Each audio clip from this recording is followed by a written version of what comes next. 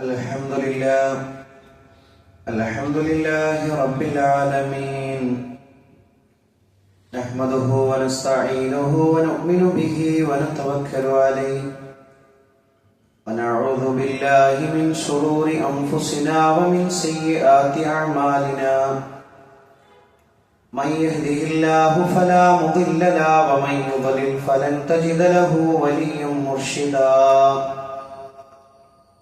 اللهم صل على محمد وعلى آل محمد كما صليت على إبراهيم وعلى آل إبراهيم إنك حميد مجيد اللهم بارك على محمد وعلى آل محمد كما باركت على إبراهيم وعلى آل إبراهيم إنك حميد مجيد أما بعد فإن خير الحديث كتاب الله وخير الهدي هدي محمد صلى الله عليه وسلم وشر الأمور محدثاتها وكل محدثة بدعة وكل بدعة ضلالة وكل ضلالة في النار يا أيها الذين آمنوا اتقوا الله حق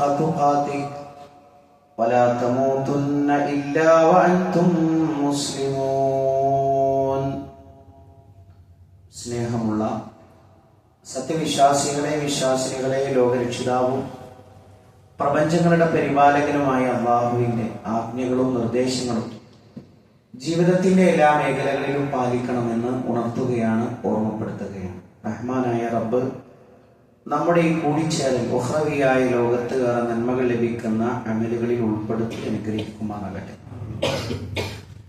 പ്രിയപ്പെട്ട സത്യവിശ്വാസികളെ, നമ്മുടെ ഉപജീവനവുമായി ബന്ധപ്പെട്ട് നമ്മൾ ഓർത്തു വെക്കേണ്ടുന്ന ഏതാനും ചില കാര്യങ്ങളെ കുറിച്ചാണ് സൂചിപ്പിക്കുന്നത്. നമുക്കെല്ലാവർക്കും അറിയാവുന്നതുപോലെ നമ്മുടെ മഈശത്തുമായി ബന്ധപ്പെട്ട് നമുക്കൊക്കെ ആശങ്കകളുണ്ട്.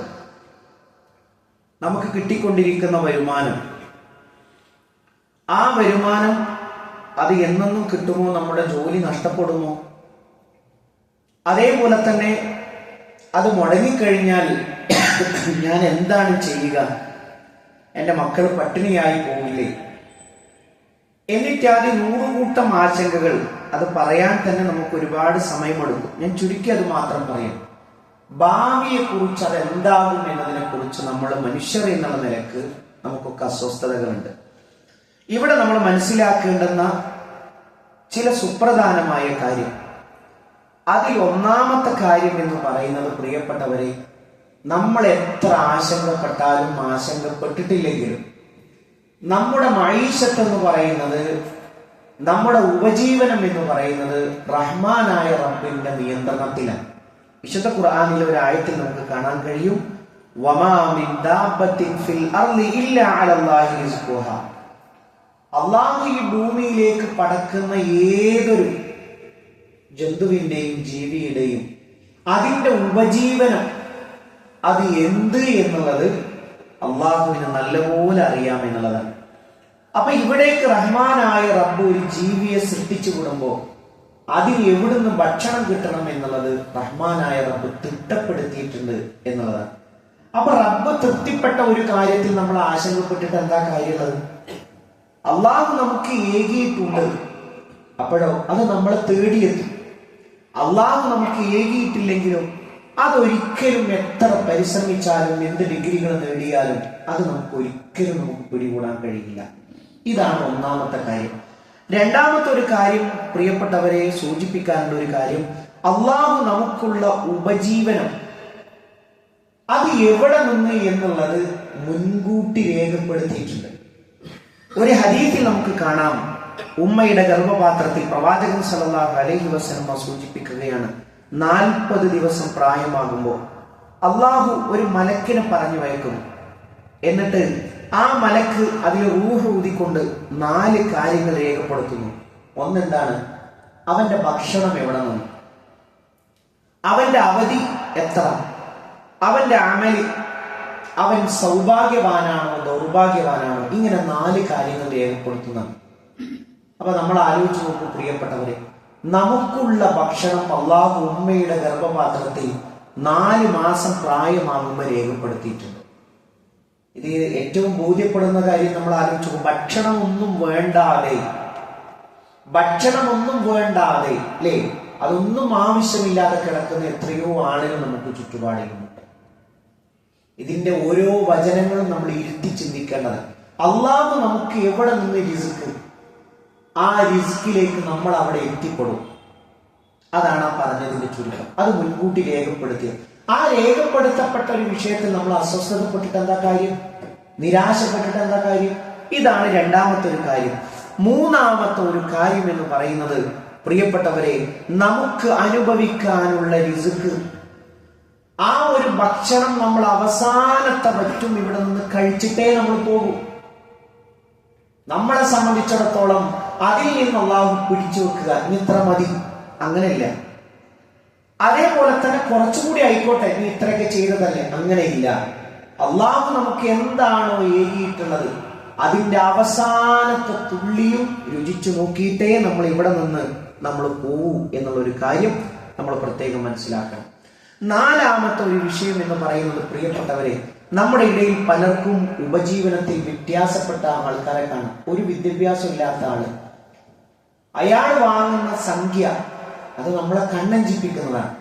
നമ്മളാണെങ്കിലോ ഒരുപാട് ഡിഗ്രികൾ നമ്മൾ കരസ്ഥമാക്കിയിട്ടുണ്ട്, പക്ഷെ നമുക്ക് അതിനനുസരിച്ചുള്ള ജോലി കിട്ടുന്നില്ല. അപ്പൊ നമുക്ക് എല്ലാത്തിനോടും നിരാശയായി, എന്തപ്പോ ഞാൻ നിസ്കരിച്ചിട്ട് കാര്യം, അതേപോലെ തന്നെ ഞാൻ നോമ്പെടുത്തിട്ട് ഇതൊന്നും ചെയ്യാത്ത അവനെ സംബന്ധിച്ചിടത്തോളം ദുനിയാവ് വിശാലമാണ്. നല്ല വാഹനമുണ്ട്, നല്ല വീടുണ്ട്. അതേപോലെ തന്നെ അവൻ വീട്ടിലിരുന്നാൽ പോലും അവന് വരുമാനം കിട്ടിക്കൊണ്ടിരിക്കും. പക്ഷെ ഞാനാണെങ്കിലും കൃത്യമായി ജോലിക്ക് പോകുന്നുണ്ട്, റബ്ബിന്റെ പറഞ്ഞതനുസരിച്ച് ജീവിക്കുന്നുണ്ട്, ഹറാമുകളിലേക്ക് പോകുന്നില്ല. അപ്പൊ എനിക്കെന്താ റബ്ബ് എന്നോട് ഇങ്ങനെ എന്നുള്ളത് നമ്മൾ ചിന്തിക്കേണ്ടതില്ല. നിങ്ങൾ ആലോചിച്ച് നോക്കൂ, ഒരാളുടെയും യോഗ്യത അനുസരിച്ചല്ല റബ്ബ് ദുനിയാവ് വിശാലമാക്കി കൊടുക്കുന്നത്, ഒരാളുടെയും കഴിവനുസരിച്ചുമല്ല. പിന്നെയോ അല്ലാഹു സുബ്ഹാനഹു വ തആല പറയുന്ന ഒരു കാര്യം എന്താണ്? ഇന്ന റബ്ബക യബ്സുതു റിസ്ഖ ലിമൻ യശാ വ യഖ്ദിർ. അല്ലാഹു ചില ആളുകൾക്ക് ദുനിയാവ് വിശാലമാക്കി കൊടുക്കുന്നു, ചില ആളുകൾക്ക് അത് പിടിച്ചു വെക്കുന്നു. അതെന്താ അങ്ങനെ? അത് റഹ്മാനായ റബ്ബിന്റെ ഉദ്ദേശമുണ്ട്. റഹ്മാനായ റബ്ബിന്റെ പൂർണ്ണമായ ഉദ്ദേശത്തിൽ മാത്രമാണ്, മശീഅത്തിൽ മാത്രമാണ് അങ്ങനെ. അതെന്താണ് എന്നുള്ളത്, അതിന്റെ രഹസ്യം റബ്ബിന് മാത്രമേ അറിയൂ. അതുകൊണ്ട് റബ്ബേ എനിക്ക് ഇത്രയല്ലേ ഉള്ളൂ എന്നതിൽ നമ്മൾ നിരാശപ്പെടേണ്ടതില്ല. അവനോ, അത് അവനുള്ളത്, അത് അവന്റെ വിഹിതമാണ്, അത് അല്ലാഹു അവന് ഏകിയിട്ടുള്ളതാണ്. അതിനെക്കുറിച്ച് ഞാൻ ഓർത്ത് സങ്കടപ്പെട്ടിട്ട് എന്തു കാര്യം? ഈ ഒരു വിശ്വാസം സത്യവിശ്വാസിയുടെ ജീവിതത്തിൽ എന്നേക്കും ഉണ്ടാകണം. രണ്ടാമത്തെ ഒരു കാര്യം എന്ന് പറയുന്നത്, പ്രിയപ്പെട്ടവരെ, നമ്മളെ സംബന്ധിച്ചിടത്തോളം ഇതൊക്കെ രേഖപ്പെടുത്തിയിട്ടുണ്ട്, ഇതെല്ലാം അള്ളാഹു ഖദറാക്കിയിട്ടുണ്ട്. അപ്പൊ ഞാൻ എന്തിനാ ഇനി അധ്വാനിക്കുന്നത്? അങ്ങനെയല്ല. നമ്മളെ സംബന്ധിച്ചിടത്തോളം അള്ളാഹു സുബ്ഹാനഹു വ തആല പറഞ്ഞത് എന്താണ്? നിങ്ങൾ അള്ളാഹുവിൽ ഭരമേൽപ്പിച്ചുകൊണ്ട് ജീവിതം മുന്നോട്ട് പോവുക. എന്നിട്ട് വളരെ സുന്ദരമായ ഒരു ഉപമ നമുക്ക് പറഞ്ഞു. ഒരു വിശ്വാസിക്ക് ഏതു സമയത്തും ഓർത്തു വെക്കാനുള്ള ഒരു ഉപമയാണ്. എന്താണ്? ലൗ അന്നകും കുൻതും തവക്കലൂന അലല്ലാഹ്. അള്ളാഹുവിൽ നിങ്ങൾ ഭരമേൽപ്പിച്ചാൽ എങ്ങനത്തത്? ഹഖ്ക തവക്കുലി.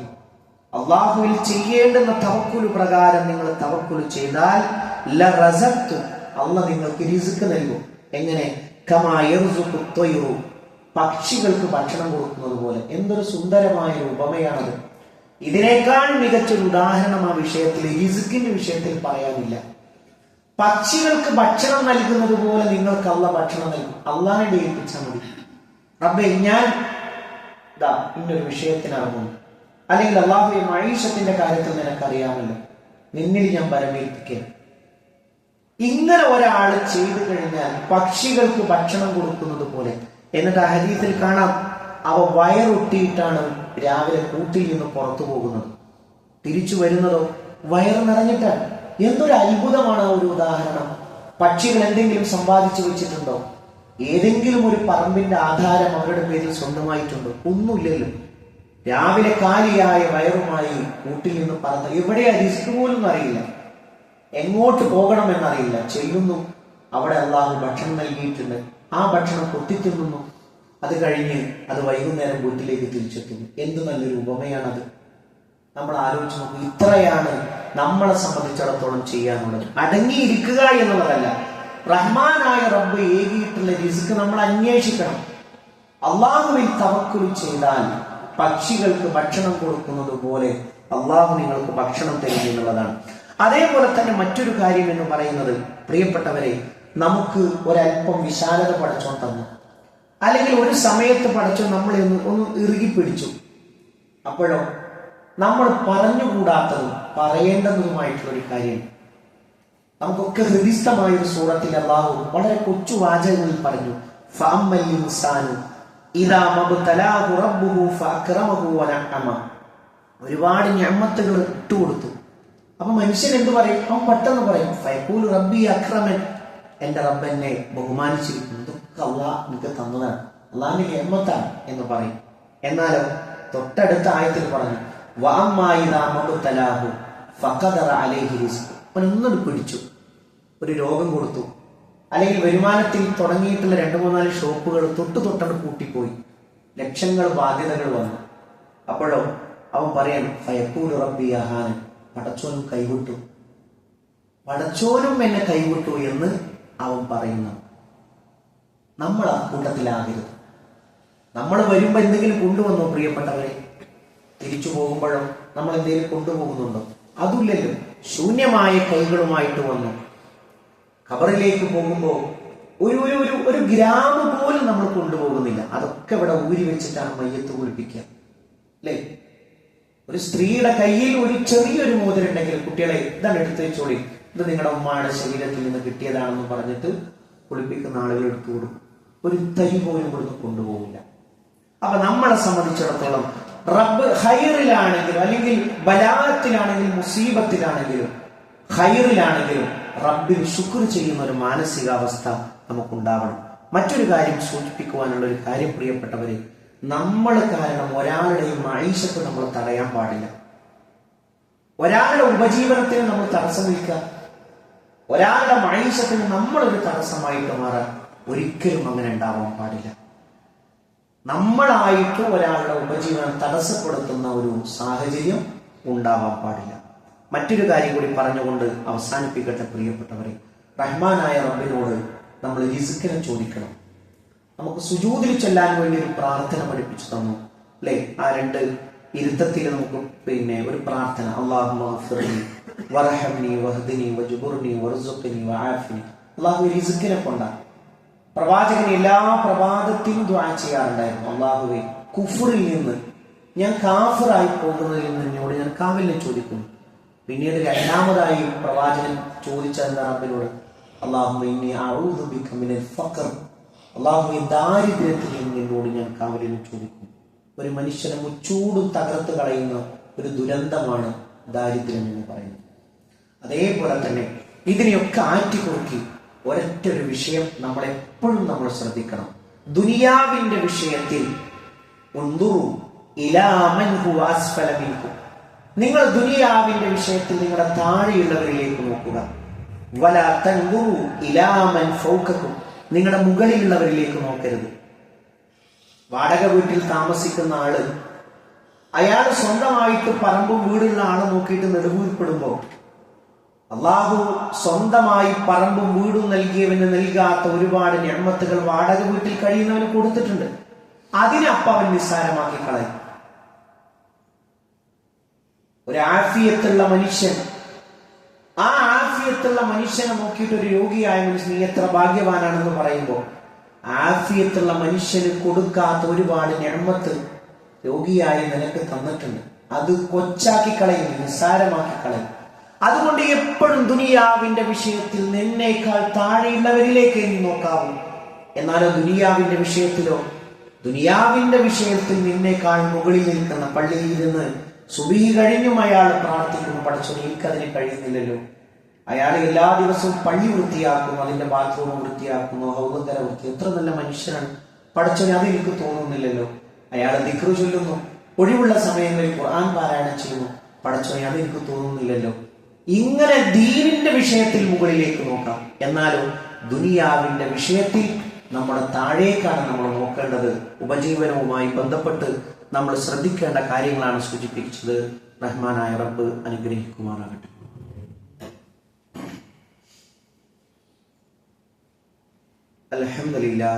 അൽഹംദുലില്ലാഹി റബ്ബിൽ ആലമീൻ വസ്സലാത്തു വസ്സലാമു അലാ റസൂലിഹിൽ അമീൻ വഅലാ ആലിഹി വസഹ്ബിഹി അജ്മഈൻ. അമ്മാ ബഅദ്.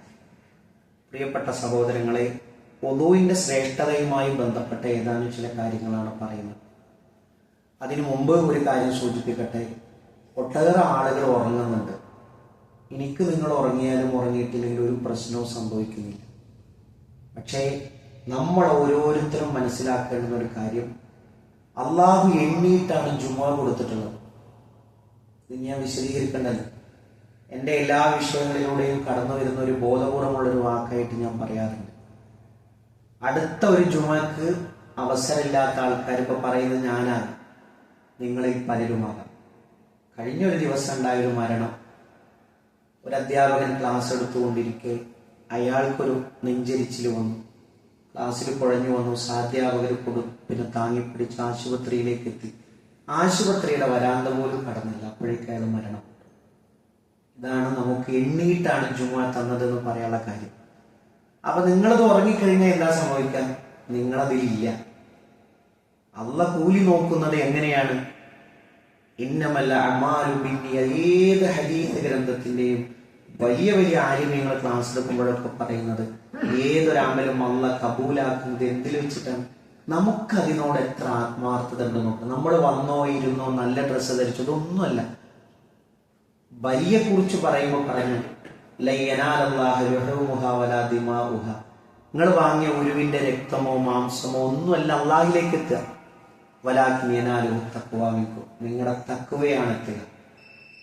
ഒരു ഹദീസിൽ കാണാം, അള്ളാഹു നിങ്ങളുടെ രൂപങ്ങളിലേക്കോ ഭാവങ്ങളിലേക്കോ അല്ല നോക്കുന്നത്, നിങ്ങളുടെ കൽബിലേക്കാണ് അള്ളാഹ് നോക്കുന്നത്. അതുകൊണ്ട് ഇത് പറഞ്ഞു കൊടുക്കുക എന്നുള്ളത് എൻ്റെ ബാധ്യതയാണ്. ഇത് കേൾക്കുക, ബോധ്യപ്പെടുക എന്നുള്ളത് നിങ്ങളുടെ പരലോകവുമായി ബന്ധപ്പെട്ട വിഷയം മാത്രം. അതിൽ എനിക്ക് പങ്കില്ല. നിങ്ങൾക്ക് വേണമെങ്കിൽ നിങ്ങൾ എന്ത് ചെയ്യാം?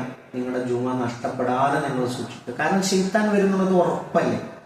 ഒരു അരമണിക്കൂർ നേരം ദീന് കേൾക്കുക, അത് ചെവിയിലേക്ക് എത്തിക്കുക എന്നുള്ളത്, എന്തെങ്കിലും കാട്ടി അത് അലങ്കോലപ്പെടുത്തുക എന്നുള്ളത് പിശാച് ശപഥമെടുത്തതാണ്. പടച്ചോനെ, എല്ലാരെയും ഞാൻ പഴപ്പിക്കും, ഇല്ല ഇബാദക മിൻഹുൽ മുഖ്ലസീൻ, എൻ്റെ നിഷ്കളങ്കരായ ദാസന്മാരൊഴിയുന്നത്.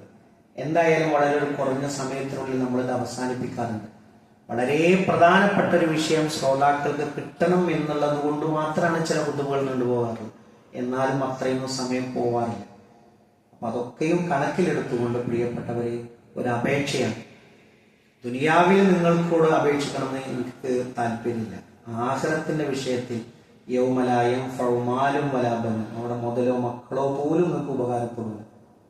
ഇവിടെ കിട്ടുന്ന അമലുകൾ മാത്രമാണ്. അതുകൊണ്ട് ഉറക്കം വന്നാൽ നമ്മൾ എന്ത് ചെയ്യുക? ഒന്നുകിൽ പ്രവാചകൻ സല്ലല്ലാഹു അലൈഹി വസല്ലം അതിനൊരു മറുപടിയും പറഞ്ഞിട്ടുണ്ട്, നിങ്ങൾ സ്ഥാനം മാറിയിരിക്കുക. എന്നിട്ട് ഉറക്കം വരികയാണെങ്കിലോ പോയിട്ട് ഒതു എടുത്തിട്ട് വന്നിരിക്കുക. അപ്പൊ ആ കാര്യം നിങ്ങൾ എന്ത് ചെയ്യണം? വളരെ ഗൗരവത്തിൽ. കാരണം ഒരു വന്നിട്ടും ആ ഒരു ലിസ്റ്റിൽ പെടുന്നില്ലല്ലോ എന്ന് അറിയിക്കുമ്പോൾ സങ്കടം കൊണ്ട് പറഞ്ഞു പോയതാണ്. ഇനി നമ്മുടെ പ്രധാനപ്പെട്ട ഒരു വിഷയം എന്ന് പറയുന്നത്, പ്രിയപ്പെട്ടവരെ, വുളൂവുമായി ബന്ധപ്പെട്ട ഒരു വിഷയമാണ്. വുളൂവുമായി ബന്ധപ്പെട്ട് ഇപ്പൊ നമ്മൾ വളരെ കുറഞ്ഞ ഒരു സമയം എപ്പോഴും നമ്മൾ തഹൂറിലായിരിക്കും, എപ്പോഴും വുളൂ ഉണ്ടാവുക എന്നുള്ളതാണ് സത്യവിശ്വാസി ശ്രദ്ധിക്കേണ്ടത്.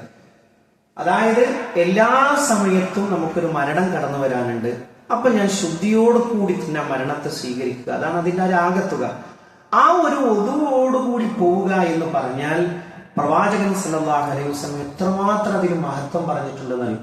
ഒന്നാമത്തെ ഒരു കാര്യം എന്ന് പറയുന്നത്, ലാ യുഹാഫിദു അലൽ വുളൂഇ ഇല്ലാ മുഅ്മിൻ. ഒരു വുളൂഇനെ ശ്രദ്ധിക്കുന്നവൻ വിശ്വാസി മാത്രമാണ്. പടച്ചോൻ എന്റെ വുളൂ പോയല്ലോ, ബാത്റൂമിൽ പോയി വന്നു, ഉടനെ വുളൂ എടുത്തു, അല്ലെങ്കിൽ വുളൂ മുറിയുന്ന കാര്യങ്ങൾ സംഭവിച്ചു, വേഗം വുളൂ ഒന്ന് പുതുക്കി. അങ്ങനെ ചെയ്യുന്നവൻ അവനാണ് യഥാർത്ഥത്തിലുള്ള വിശ്വാസി എന്നതാണ് ഒന്നാമത് സൂചിപ്പിക്കാനുള്ളത്. രണ്ടാമത്തെ ഒരു കാര്യം എന്ന് പറയുന്നത്, പ്രിയപ്പെട്ടവരെ, അള്ളാഹുവിന്റെ റസൂൽ സല്ലല്ലാഹു അലൈഹി വസല്ലം പറയും, ഒരാൾ വുളൂ എടുത്തു, അതാണ് നമ്മൾ പറയുന്നത്, നിശബ്ദമായിട്ട് അത് തന്നെ ശ്രദ്ധിച്ചത്. ആകെ കുറഞ്ഞ ഒരു സമയം വേണ്ടു. ആ സമയം നമ്മൾ ആദ്യം കൈകൾ കഴുകി. അപ്പൊ കൈകൾ കഴുകി അതേപോലെ തന്നെ വായിൽ വെള്ളം കുപ്പിളിച്ച് മൂക്കിൽ വെള്ളം കയറ്റി ചീറ്റി മുഖം മുടി മുളക്കുന്ന സ്ഥലം മുതൽ താടി വരെ ഒരു ചെവിക്കുറ്റി മുതൽ അടുത്ത ചെവിക്കുറ്റി വരെ വെള്ളം നനഞ്ഞു. വലത് കൈ മുട്ടുൾപ്പെടെ പ്രവാചകൻ സല്ലല്ലാഹു അലൈഹി വസല്ലം പറഞ്ഞതാണ്, മുട്ടുൾപ്പെടെ കഴുകി. ഇടതും അങ്ങനെ തന്നെ. തലയും ചെവിയും ഒരൊറ്റ പ്രാവശ്യം പ്രവാചകൻ ഇങ്ങനെ കൊണ്ടുപോയി, പിന്നെ ഇങ്ങനെ കൊണ്ടുവന്നു. പിന്നെ ചൂണ്ടുവിരല് ചെവിയിൽ വെച്ച് തള്ളവിരൽ കൊണ്ട് ഒറ്റ തടവിൽ ഇതിനൊറ്റ വെള്ളം എടുത്തോളൂ. പിന്നെ ഞെരിയാണി ഉൾപ്പെടെ 2 കാലുകളും കഴുകി. ഇത്ര ലളിതമായൊരു സംഗതി.